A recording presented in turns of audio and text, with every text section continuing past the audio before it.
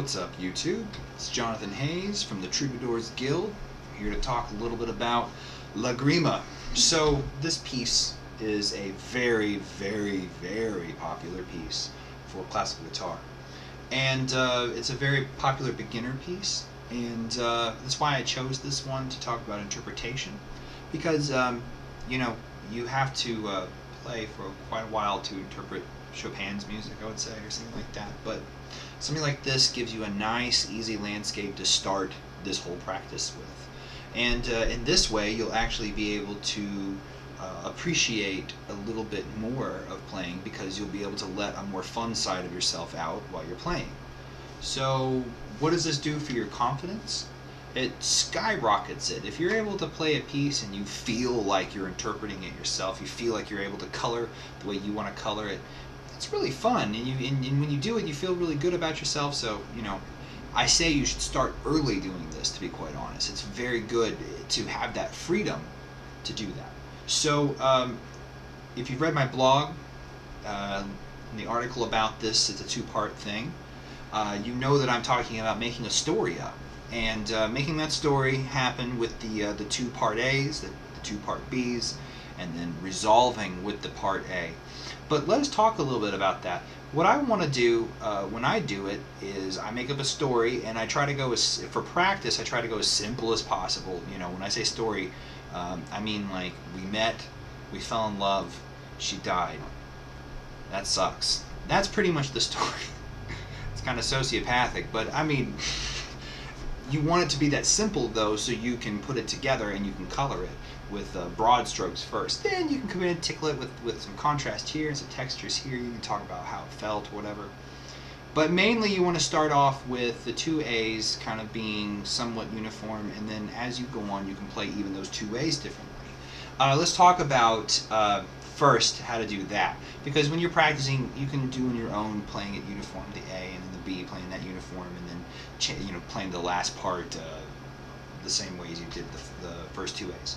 Let's talk about if we did it this way though. If I played the first A and I wanted to kind of be, for me, I want to be detached. I want to put myself in a mindset of looking back at this story and telling someone years ago how I met someone at the county fair and she died on the Ferris wheel on her 2-year anniversary, and it was a drag. So, and I tell it through music. So here we go. So I want this to be kind of very default for me at first. I want to set the tone. So this is Lagrima, which is Spanish for teardrops, and so we want the sound to make kind of a painting of a teardrop. So this blip, blop, blip, blop, and that's the rhythm. This blip, blop. Get used to it, you can stagger it.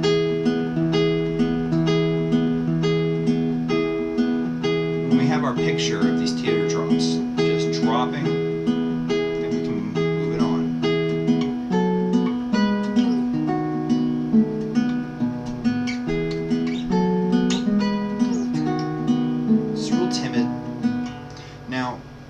take your time coming to this place. Then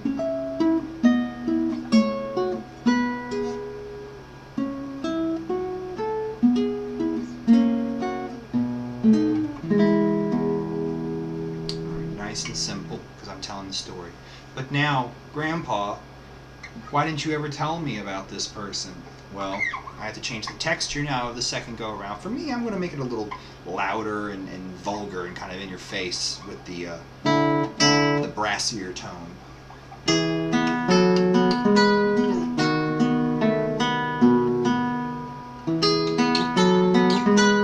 then when I end it off in here. And then after that, you can kind of play it by ear.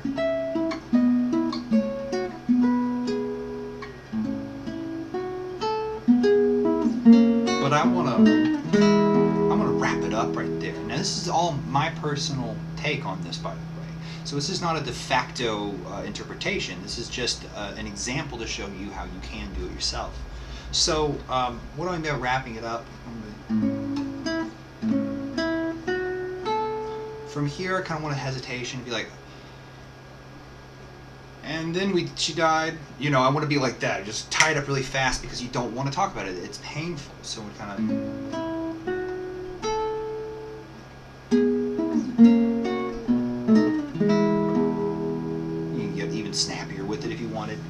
So now the second part B. This is the pain, right? This is when the Ferris wheel comes off the hinges. So it's... So at first, you're hesitant to express this pain. It can't just come bursting. No, it's got to come kind of still stay on the tracks like we were talking about for the first part of the first A.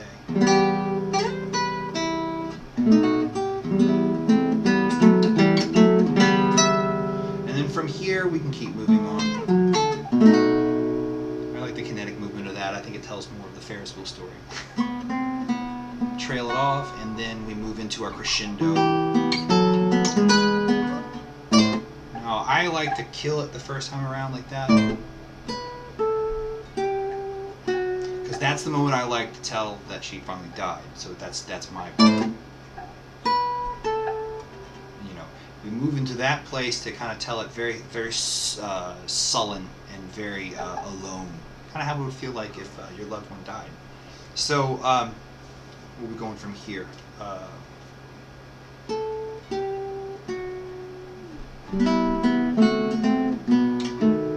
And from here, I like to do this little sweep. Rip it up with my ring finger.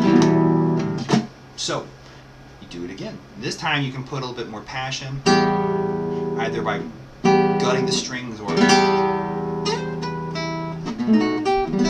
however you want to pull that off. But this is where the passion, the eruption happens. And this is where you want to start breathing in really deep. You want to start really evoking these feelings in yourself first before you let this out here.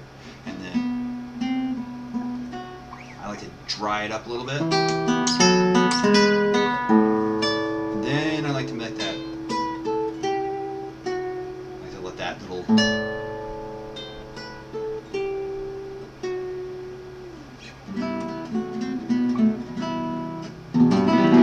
into the same way. Then here's the beautiful part about Lagrima when you do it from this way.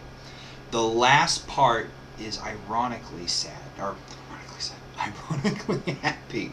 So now it's got baggage. This happiness has baggage to it. Now I can just about do anything, and the listener can interpret already this baggage with it.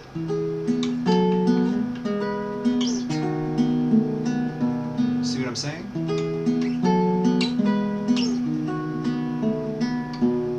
At this point, I can kind of improvise. I can be improv about it because it's right with any interpretation.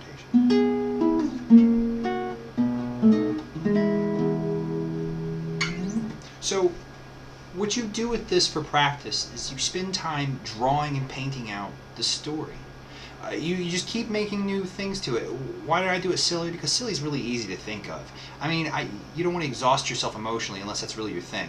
But if you really just want to make this a practice and try to get that muscle that has to do with interpreting music, or maybe it's just that muscle of getting in touch with your artistic self through the instrument, then this exercise is for you. You really just make up a story and you keep role-playing the story through the piece. The piece is easy enough and emotional enough to where it's really, there's no traps, there's no pitfalls anywhere from there.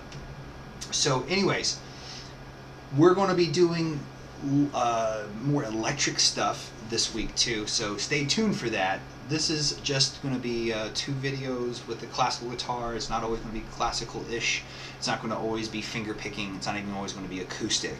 But I wanted to lay down the framework for some interpretation. Now, here's the thing. If you use your imagination with this piece, you can do it again with other romantic pieces. But I do have a caveat at this point. Baroque music is a little different. Now, does that mean it's not rightful of interpretation? No, it's just that it's a little more choreographed. It's a little more structured in a certain pattern or a way when it comes to that, and it is a whole nother study, to be quite honest, and it's way outside of the scope of this discussion here, so we won't do that, but we will one day. Trust me, we will. We'll talk about trills and everything. But anyways, or as Esteban says, from rock to Bach. I want you guys to try this out and someone make a response video. Show me your interpretation. That's what I'm here for, is to see everybody else's interpretation. It's not so much about mine. I'm going to feature mine, but, you know, don't worry about me. You guys, I want to inspire you guys to go out there and make your own emotional landscape with a romantic piece like this, so we can kind of progress this art a little bit more. Alright guys, if you have any questions, leave them below. Subscribe, like, you know the drill. I will see you guys later.